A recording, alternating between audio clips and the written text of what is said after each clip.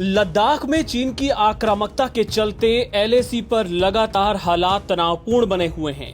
एक तरफ चीन शांति के लिए भारत के साथ बातचीत कर रहा है, तो वहीं दूसरी ओर उसकी आर्मी पेंगोंग झील इलाके में पक्की सड़क और बंकर बनाने के बाद अब हेलीपैड का निर्माण भी कर रही है। चीन की इस दोहरी चाल से सतर्क भारत ने एलएसी से लगे इलाकों में सेना का मिरर डिप्लॉयमेंट कर दिया है। मिरर डिप्लॉयमेंट मतलब ये कि जितने चीनी सैनिक और हथियार उतने ही भारत के हथियार और सैनिक।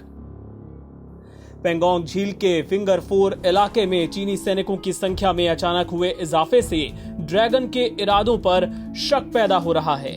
यहाँ पर स्थिति इतनी गंभीर है कि भारत और चीन की सेना के टेंट के बीच का अंतर 400 मीटर से भी कम है।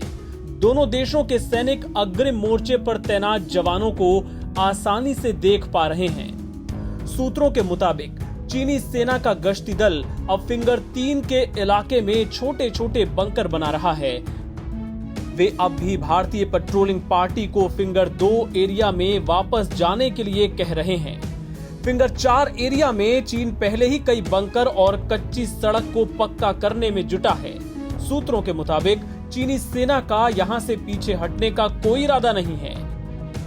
यहां तक कि वे इस इलाके से सेना के डी एस्केलेशन पर चर्चा करने के इच्छुक तक नहीं हैं।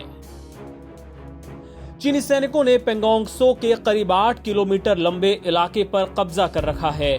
मई की शुरुआत में यहां कदम रखने वाले चीनियों ने डिफेंस स्ट्रक्चर्स और बंकर तक तैयार कर लिए हैं। चीन के उत्तरी किनारे पर फिंगर 4 से 8 के बीच ऊंचाई वाले इलाकों पर चीन के कई सैनिक मौजूद हैं।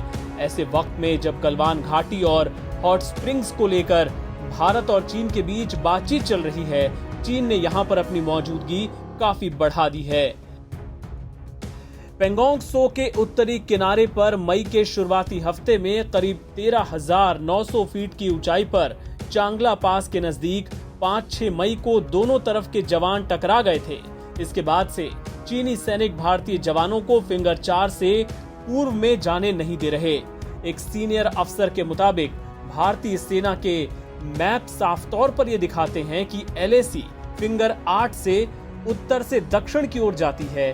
फिंगर 3 और 4 के बीच सालों से आईटीबीपी की पोस्ट है, लेकिन पिछले महीने से ही फिंगर 4 से 8 के बीच चीन ने जो कब्जा कर रखा है, चीनी फौज उस पर अब बात ही नहीं करना चाहती।